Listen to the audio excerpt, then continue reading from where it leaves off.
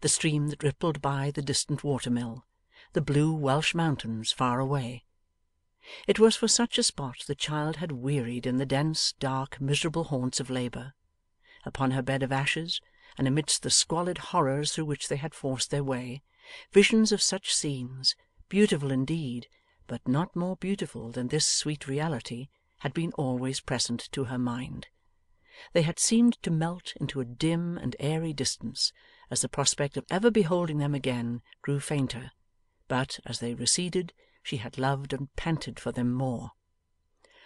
'I must leave you somewhere for a few minutes,' said the schoolmaster, at length breaking the silence into which they had fallen in their gladness. 'I have a letter to present and inquiries to make, you know. Where shall I take you? To the little inn yonder?' 'Let us wait here,' rejoined Nell. 'The gate is open. We will sit in the church porch till you come back.' 'A good place too,' said the schoolmaster, leading the way towards it, disencumbering himself of his portmanteau and placing it on the stone seat. 'Be sure that I come back with good news, and am not long gone.' So, the happy schoolmaster put on a brand new pair of gloves which he had carried in a little parcel in his pocket all the way, and hurried off, full of ardour and excitement.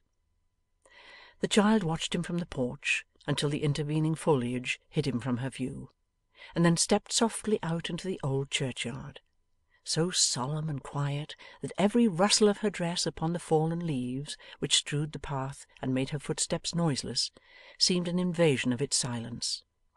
It was a very aged, ghostly place. The church had been built many hundreds of years ago, and had once had a convent or monastery attached, for arches in ruins, remains of oriel windows, and fragments of blackened walls were yet standing; while other portions of the old building, which had crumbled away and fallen down, were mingled with the churchyard earth and overgrown with grass, as if they too claimed a burying place, and sought to mix their ashes with the dust of men. Hard by these gravestones of dead years, and forming a part of the ruin which some pains had been taken to render habitable in modern times, were two small dwellings with sunken windows and oaken doors, fast hastening to decay, empty and desolate. Upon these tenements the attention of the child became exclusively riveted. She knew not why. The church, the ruin, the antiquated graves, had equal claims at least upon a stranger's thoughts, but from the moment when her eyes first rested on these two dwellings, she could turn to nothing else. Even when she had made the circuit of the enclosure, and, returning to the porch, sat pensively waiting for their friend, she took her station where she could still look upon them, and felt as if fascinated towards that spot. Chapter 46.